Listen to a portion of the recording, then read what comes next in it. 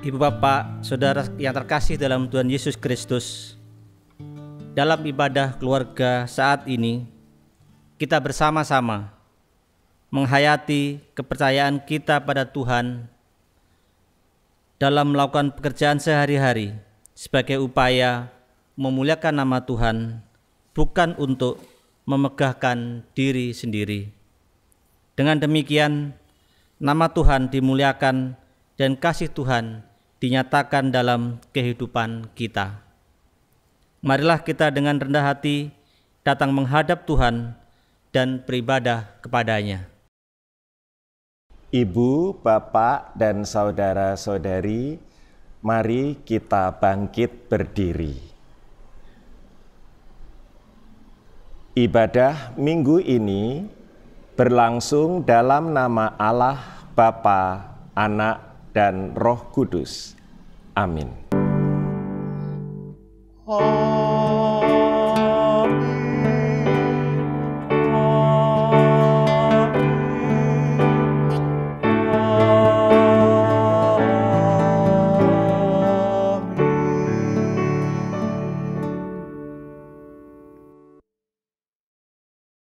Kasih karunia, rahmat, dan damai sejahtera dari Tuhan beserta kita semua. Silakan duduk. Jemaat yang dikasihi Tuhan, pada hari Minggu ini kita bersama akan merenungkan tema ibadah kita, yaitu karunia dan karya untuk percaya dan mengerjakan seperti apa yang Yesus kerjakan. Setiap orang percaya menerima karunia untuk berkarya dalam beragam pekerjaan, seperti yang Yesus teladankan dalam mewujudkan pekerjaan Sang Bapa. Tuhan menghendaki agar para pengikut Kristus juga melakukan pekerjaan Sang Bapa dalam beragam panggilan hidupnya dalam kehidupan sehari-hari. Marilah kita menyanyikan pelengkap Kidung Jemaat 11, bait 1 dan 2. Inilah hari Minggu.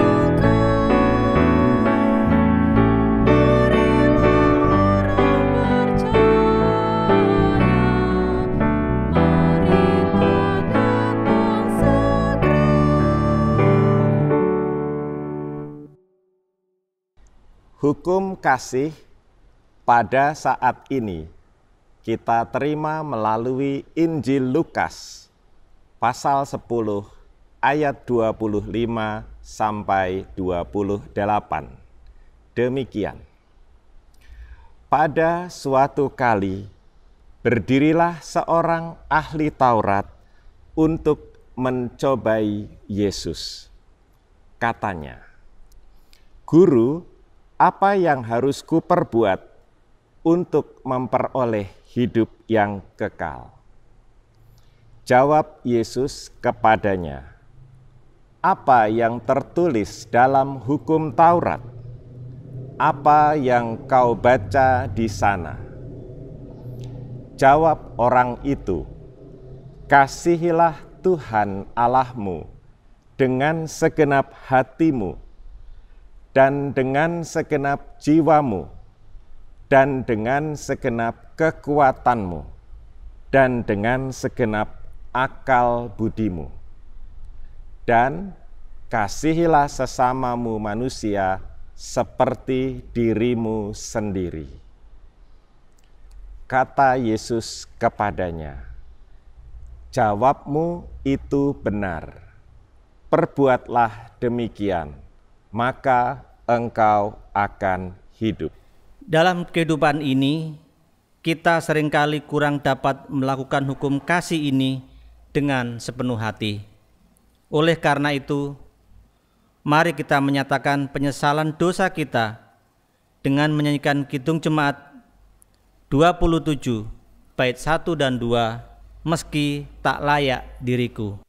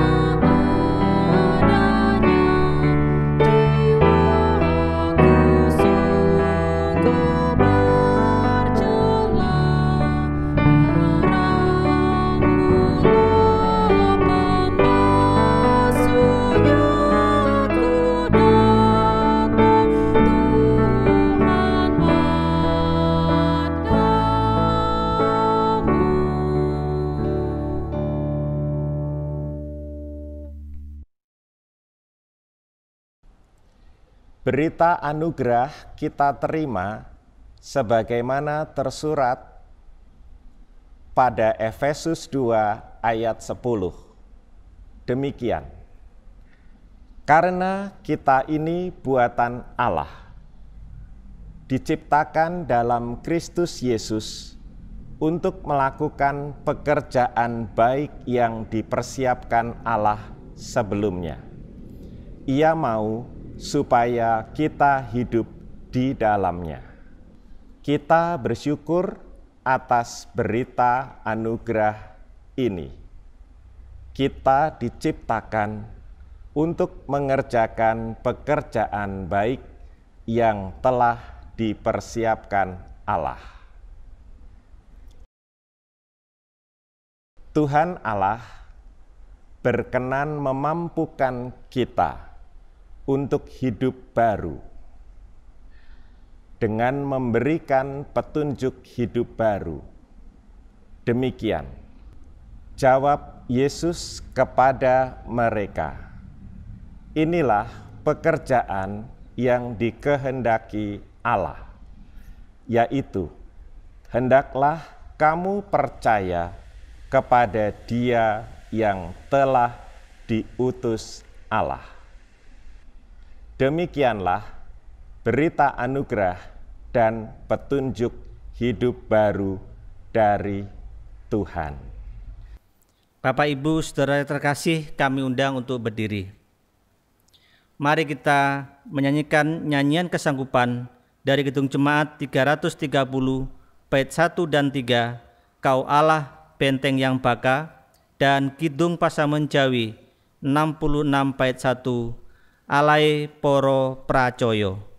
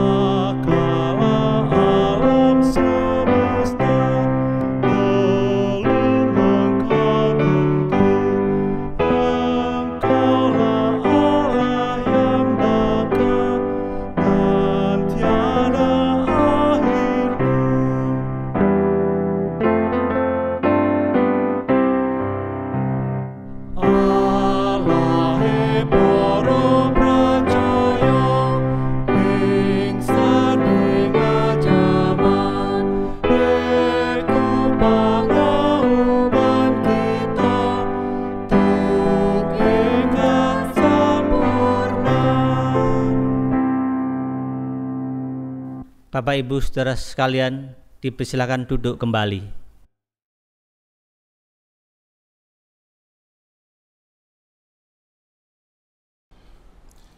Ya Tuhan, sumber terang kami, dengan firman-Mu berilah terang bagi jiwa kami.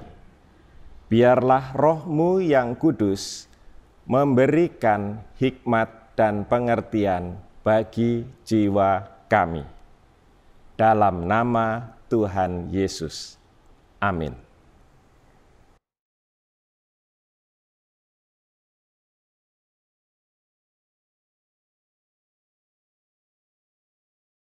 Pembacaan Kitab Suci. Yohanes 14 ayat 8 sampai 14. Ketika berbincang-bincang dengan muridnya, Tuhan Yesus menyampaikan bahwa Ia akan pergi mempersiapkan rumah bagi para muridnya. Saat itulah Filipus berkata, kata Filipus kepadanya, Tuhan, tunjukkanlah Bapa itu kepada kami. Itu sudah cukup bagi kami. Kata Yesus kepadanya, telah sekian lama aku bersama-sama kamu, Filipus, namun engkau tidak mengenal aku. Barang siapa telah melihat aku, ia telah melihat Bapa. Bagaimana engkau berkata, tunjukkanlah Bapa itu kepada kami? Tidak percayakah engkau bahwa aku di dalam Bapa dan Bapa di dalam aku? Apa yang aku katakan kepadamu, tidak aku katakan dari diriku sendiri, tetapi Bapa yang diam di dalam aku, dialah yang melakukan pekerjaannya. Percayalah kepadaku bahwa aku di dalam Bapa dan Bapa di dalam aku, atau setidak-tidaknya percayalah karena pekerjaan-pekerjaan itu sendiri. Aku berkata kepadamu, sesungguhnya barang siapa percaya kepadaku, ia akan melakukan juga pekerjaan-pekerjaan yang aku lakukan. Bahkan pekerjaan-pekerjaan yang lebih besar daripada itu. Sebab aku pergi kepada Bapa, dan apa juga yang kamu minta dalam namaku, aku akan melakukannya, supaya Bapa dipermuliakan di dalam Anak. Jika kamu meminta sesuatu kepadaku dalam namaku, aku akan melakukannya. Demikianlah pembacaan kitab suci. Berbahagialah orang yang mendengarkan firman Allah serta melakukannya. Haleluya.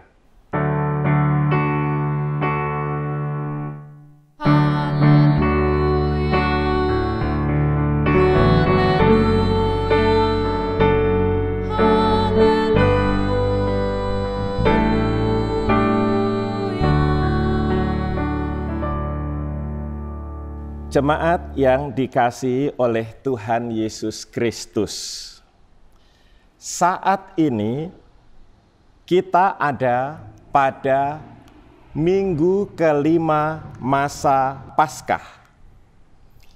Masa Paskah itu adalah saat di mana kita semakin menghayati kuasa kebangkitan Kristus. Maka hari ini kita mencoba merenungkan tentang daya kebangkitan Kristus itu. Daya kebangkitan Kristus itu menciptakan bagi kita rumah abadi, rumah keselamatan, rumah kebangkitan. Rumah itu kerap kali disebut sebagai rumah Bapa. Artinya, tempat kediaman Allah yang Maha Tinggi. Itu adalah tempat yang Maha Kudus, Maha Suci, dan Maha Sempurna. Itu adalah diri Allah sendiri yang hadir di dunia ini karena karya Tuhan Yesus. Untuk mendalami makna dari rumah Bapa itu, marilah kita bertanya, apa yang disebut rumah? Apakah itu? Jemaat yang dikasihi Tuhan, yang namanya rumah itu bukanlah sekedar bangunan. Yang namanya rumah itu adalah dunia yang melingkupi bangunan itu. Dunia keseluruhan, sehingga disebut dunia rohani. Yang namanya rumah bukanlah sekedar bangunan fisik semata. Rumah adalah bangunan kerohanian.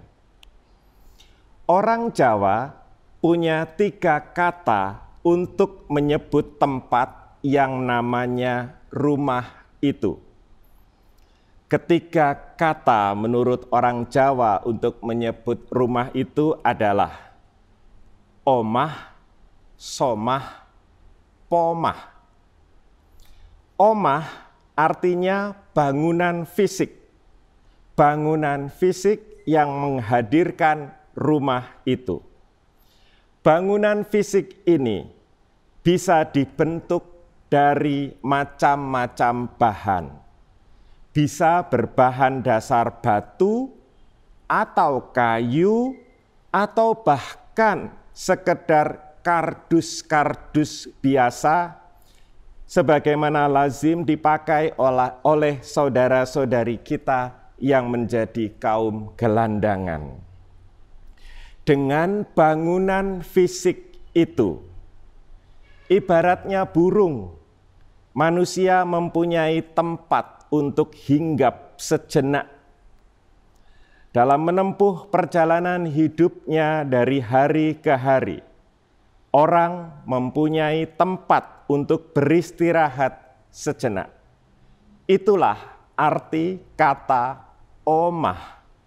Omah artinya bangunan fisik yang menghadirkan rumah.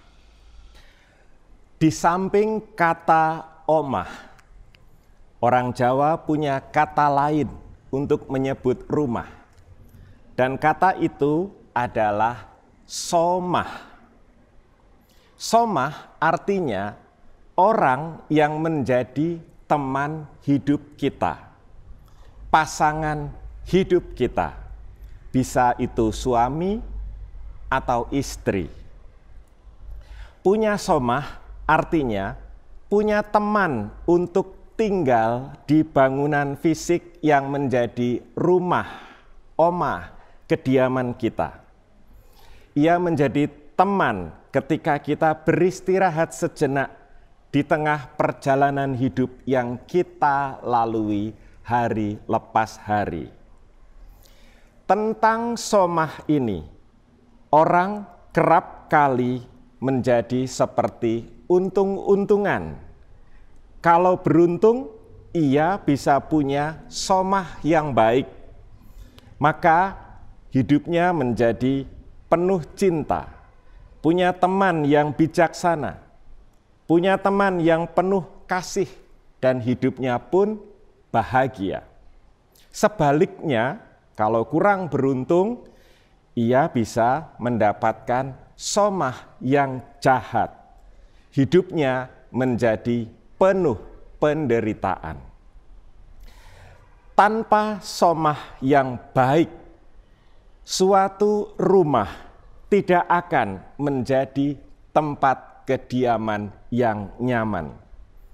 Itulah sebabnya, maka orang Jawa punya kata ketiga untuk menyebut rumah, yaitu kata pomah.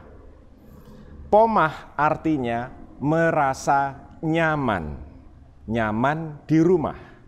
Orang yang merasa pomah adalah orang yang sungguh-sungguh merasa nyaman, merasa diterima, merasa aman di tempat yang disinggahinya, di tempat yang ditinggalinya. Apapun keadaannya, ia diterima, dicintai, dihargai, sehingga di sana ia dapat beristirahat dengan aman. Adanya ketiga kata yang tadi kita bicarakan, kiranya memperlihatkan kepada kita bahwa yang namanya rumah adalah suatu realitas yang utuh. Rumah adalah keutuhan jasmani rohani. Sesungguhnya orang tidak bisa punya rumah hanya dengan cara membeli suatu apartemen atau suatu properti bangunan semata. Orang tidak akan pernah bisa punya rumah jika ia tidak punya secara serentak omah, somah, dan pomah. Walaupun hanya punya kertas kardus, seorang gelandangan bisa merasa nyaman dengan hidupnya. Ia dianggap punya rumah karena di sana ada sesama yang peduli akan dia, sehingga di tempat itu ia merasa nyaman. Yang namanya omah, somah, pomah itu adalah peristiwa utuhnya jasmani dan rohani. Apa yang semula tampaknya hanya berupa barang sederhana, jika dihayati maknanya dengan baik, ia akan menjadi barang yang bernilai, ia menjadi peristiwa utuhnya jasmani rohani. Atau sebaliknya, apa yang semula tampaknya berupa cita-cita muluk, jika dihayati maknanya, dicari wujud materialnya pelan-pelan secara konkret melalui usaha keras, cita-cita itu akan mewujud menjadi peristiwa konkret rohani jasmani. Dengan kata lain, omah, somah, pomah, atau yang namanya rumah itu tidaklah muncul dengan serta-merta. Rumah itu hanya akan hadir jika ada suatu perbuatan yang mengusahakan keutuhan jasmani rohani. Perbuatan yang mengusahakan keutuhan jasmani rohani itu dapat kita sebut dengan perbuatan yang namanya sikap bakti. Dalam kitab suci, khususnya pada bagian yang kita baca hari ini, kita melihat bahwa Tuhan Yesus adalah orang yang mengusahakan keutuhan jasmani rohani. Tuhan adalah orang yang menempuh jalan hidupnya dengan penuh sikap bakti. Di dalam Injil Yohanes ditegaskan, berkali-kali Tuhan Yesus menyatakan, "Aku ini datang dari Bapa. Aku ini mewartakan kepadamu kehendak Bapa. Aku ini menghadirkan dalam hidupmu cinta Bapa." Melalui kata-kata itu, Tuhan Yesus seperti hendak memperlihatkan kepada kita, Dialah Sang Putra Allah yang keluar dari Bapa dan bersikap penuh bakti kepada Bapa, menghadirkan cinta Bapa di tengah umat manusia. Sikap bakti menghadirkan rumah Bapa inilah hidupnya Tuhan Yesus Kristus. Melalui sikap bakti Tuhan Yesus itu, hadirlah bagi kita manusia omah, somah, pomah yang sifatnya ilahi. Artinya, melalui kata-katanya itu, Tuhan Yesus hendak memperlihatkan kepada kita bahwa Dialah Sang Putra Allah yang sungguh berbakti kepada Sang Bapa. Sikap bakti inilah yang menghadirkan rumah Bapa. Melalui sikap bakti ini, hadirlah bagi kita manusia omah, somah, dan pomah yang sifatnya ilahi. Artinya, melalui sikap bakti Kristus inilah, hadirlah bagi kita Allah seutuhnya, yang wujudnya seperti jagat besar yang merahimi kita. Allah itu melingkupi kita seperti sahabat yang baik hati, yang peduli akan pikiran dan perasaan kita. Di dalam Allah yang melingkupi kita itu, kita merasa nyaman, aman,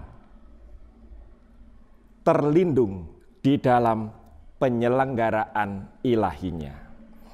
Karena sikap bakti Sang Kristus itu, kita menjadi orang-orang yang sangat beruntung karena kita punya rumah keselamatan yang merupakan realitas utuh jasmani, rohani. Rumah keselamatan inilah yang namanya rumah Bapa. Melalui sikap bakti Kristus itu, kita ada di rumah Bapa. Kita bersatu dengan Allah yang Maha Kudus. Saudara-saudariku yang terkasih, apa buktinya bahwa kita ini sungguh tinggal di rumah Bapa? Untuk menjawab pertanyaan itu, mari kita renungkan.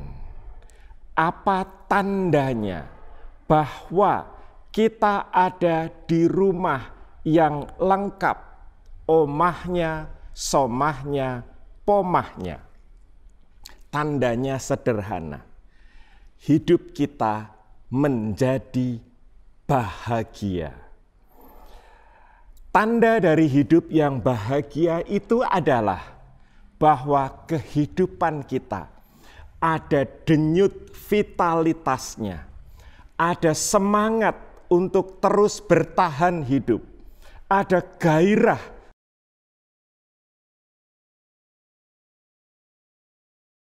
ada semangat untuk terus bertumbuh dan berkembang dalam aneka kebaikan maupun kebajikan.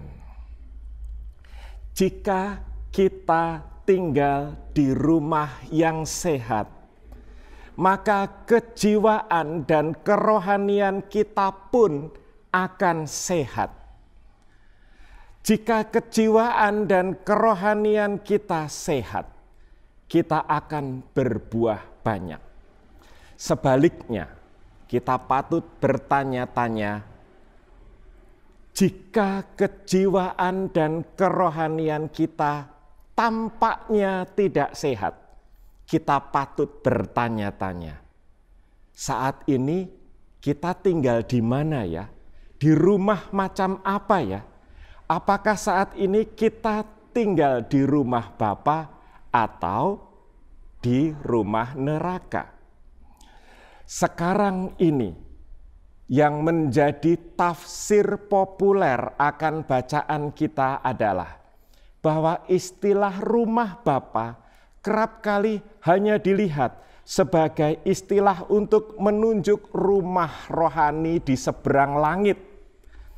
Itu adalah bayangan tentang surga yang hanya bisa dijumpai kelak di balik ajal dan kematian kita. Padahal istilah rumah Bapa sebetulnya menunjuk ke buah kemenangan Kristus.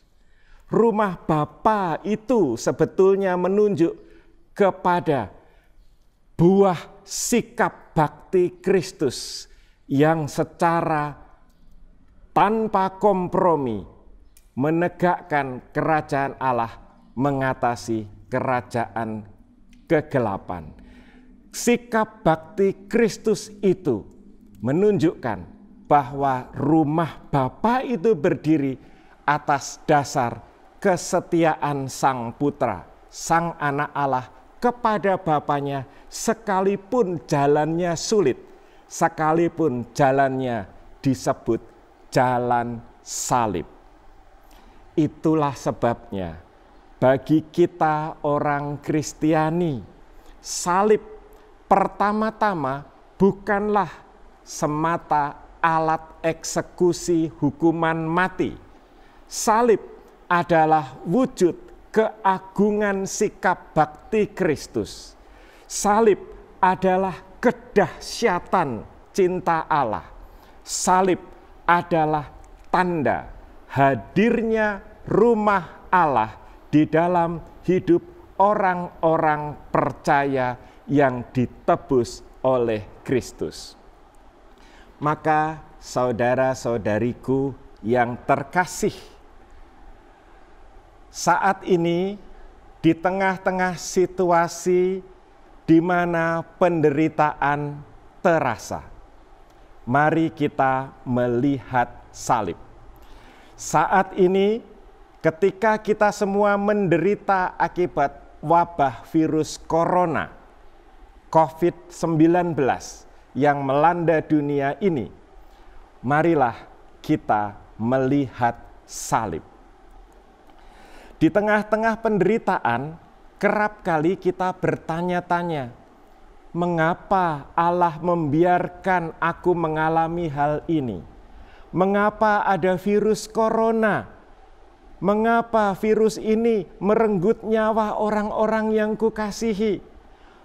Mengapa ada wabah ini sehingga terjadi krisis perekonomian dunia, bahkan perekonomian yang memukul ekonomi keluargaku?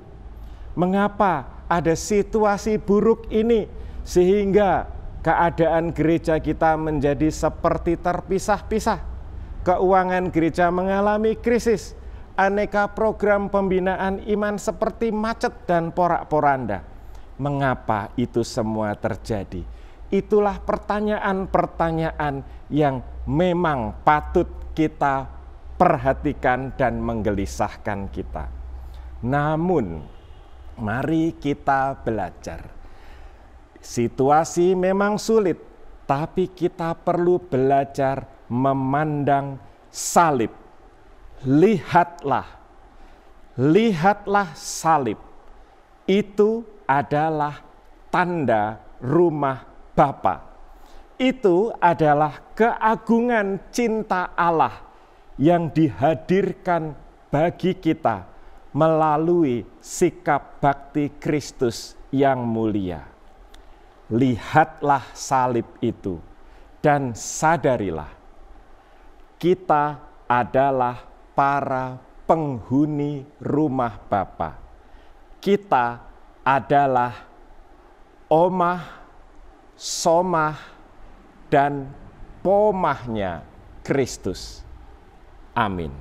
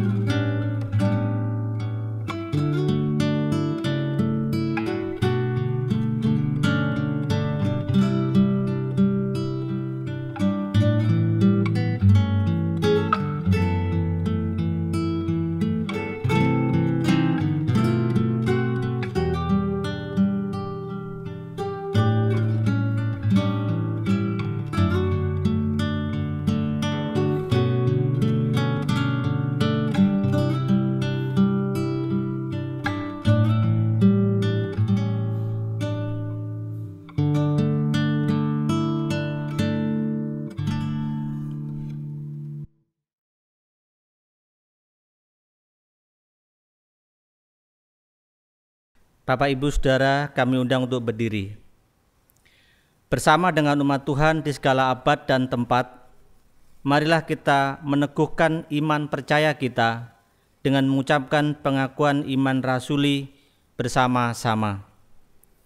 Aku percaya kepada Allah, Bapa yang Maha Kuasa, Khalik langit dan bumi, dan kepada Yesus Kristus, Anaknya yang tunggal, Tuhan kita, yang dikandung daripada Roh Kudus, lahir dari anak darah Maria, yang menderita di bawah pemerintahan Pontius Pilatus, disalibkan, mati dan dikuburkan, turun ke dalam kerajaan maut.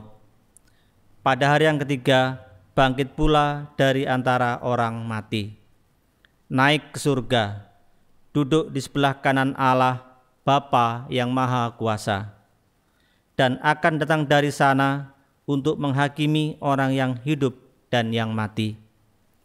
Aku percaya kepada Roh Kudus, gereja yang kudus dan persekutuan orang kudus, pengampunan dosa, kebangkitan orang mati, dan hidup yang kekal. Bapak, Ibu, Saudara sekalian, dipersilakan duduk kembali. Keluarga yang dikasihi Tuhan, saatnya kita memanjatkan doa syafaat yang dipimpin oleh salah satu anggota keluarga dan diakhiri dengan doa Bapa Kami secara bersama-sama yang akan saya pandu.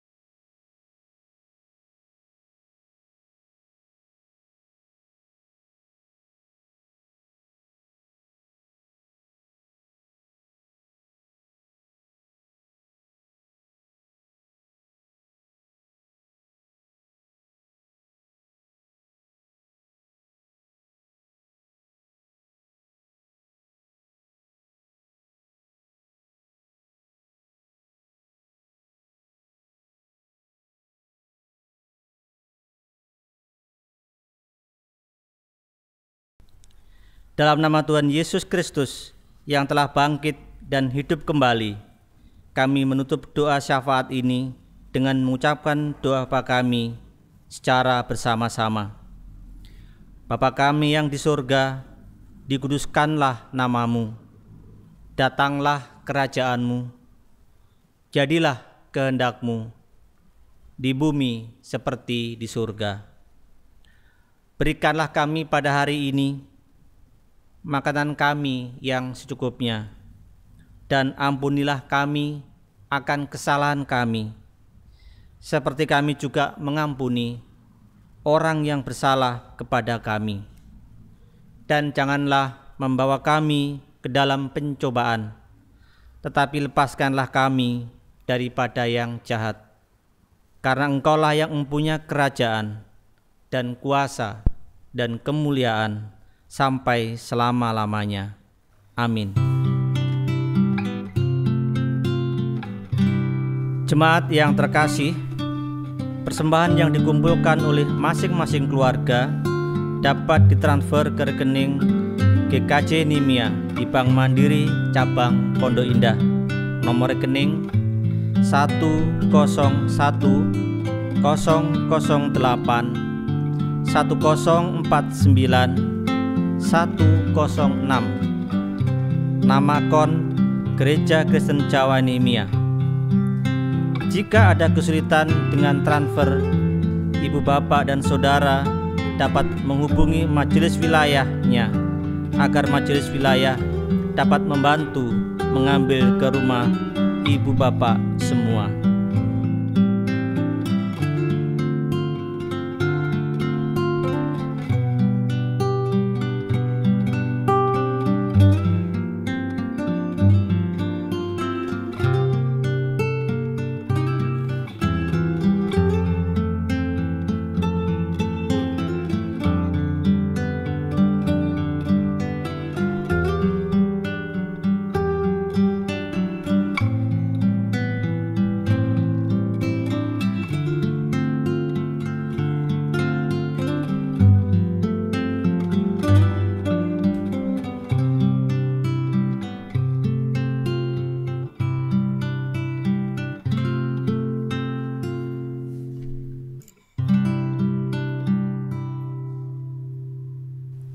Bapak Ibu jemaat yang terkasih, kami undang untuk berdiri. Mari kita wujudkan kesediaan kita diutus dengan menyanyikan lagu pengutusan dari Kidung Jemaat 344, bait 1 dan 2, Ingat akan nama Yesus, dan bait 3 dinyanyikan setelah berkat.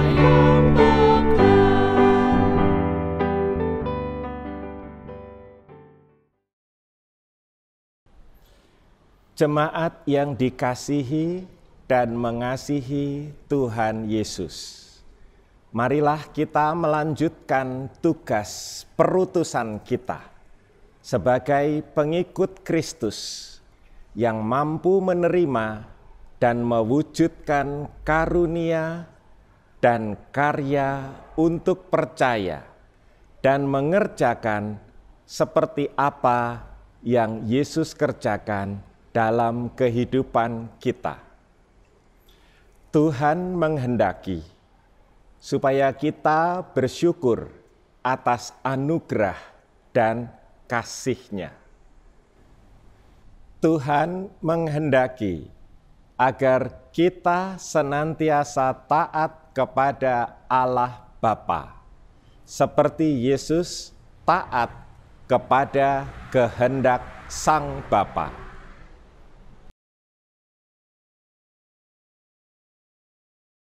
Terpujilah Tuhan.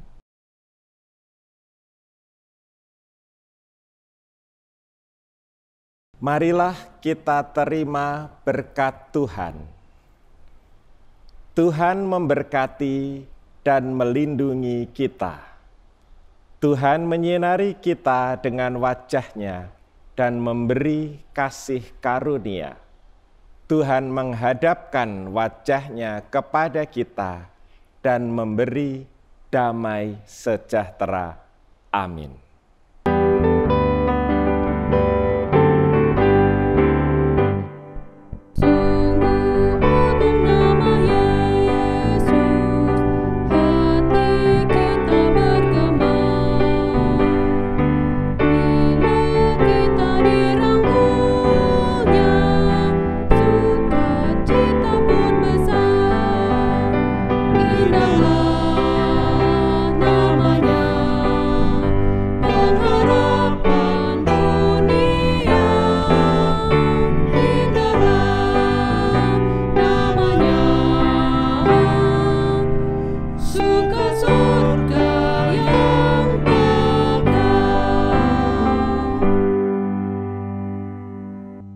Ibadah Minggu Keluarga telah selesai.